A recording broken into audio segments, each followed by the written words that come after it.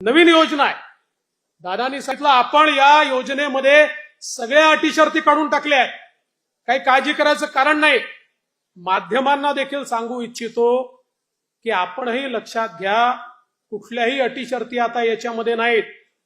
कारण आमच्या समोर प्रश्न आले, ते जेन्युइन प्रश्न होते की या ठिकाणी समजा रहिवासी दाखला तर बाबा मध्य प्रदेशातनं किंवा दुसऱ्या भागातनं कर्नाटकातनं त्या ठिकाणी 15 वर्षापूर्वी लग्न होऊन एक भगिनी इकडे आली आहे, पण आता तिचा रहिवासी दाखलाच नाहीये, तर काय करायचं? आम्ही सांगितलं हरकत नाही, नवऱ्याचा तर असेल, नवऱ्याचा दाखला, बरं तोही दाखला म्हणून कुठल्याही तहसीलदाराकडे जाण्याची आवश्यकता नाही। 15 वर्षापूर्वीचं मतदार यादीतलं नाव चालेल, 15 वर्षापूर्वीचं रेशन कार्ड चालेल, 15 वर्षापूर्वीचं घराचं डॉक्युमेंट असेल ते चालेल।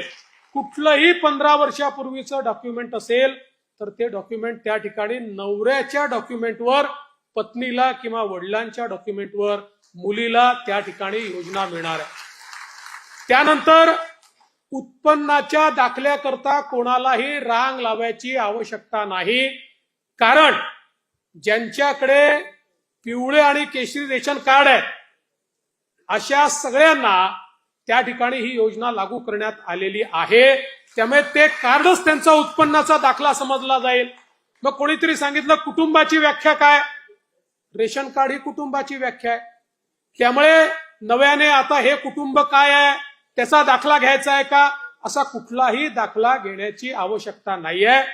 आणि याच्या व्यतिरिक्त ज्यांच्याकडे रेशन कार्डही नाही आहे त्यांनी सेल्फ सर्टिफिकेशन करायचं आहे। स्वतः केवळ सेल्फ सर्टिफिकेशन केलं तरी देखील त्यांना ही योजना मिळणार आहे। ही योजना आमच्या बहिणींना बाहेर ठेवण्याकरता नाही आहे, ही आमच्या बहिणींना आत घेण्याकरता योजना तयार करण्यात आलेली आहे। त्यामुळे आपल्यालाही कुठेही काही अडचण योजनेच्या संदर्भात वाटली, आपण आता ऑफलाईन फॉर्मही घेतोय, ऍपवरही फॉर्म घेतोय।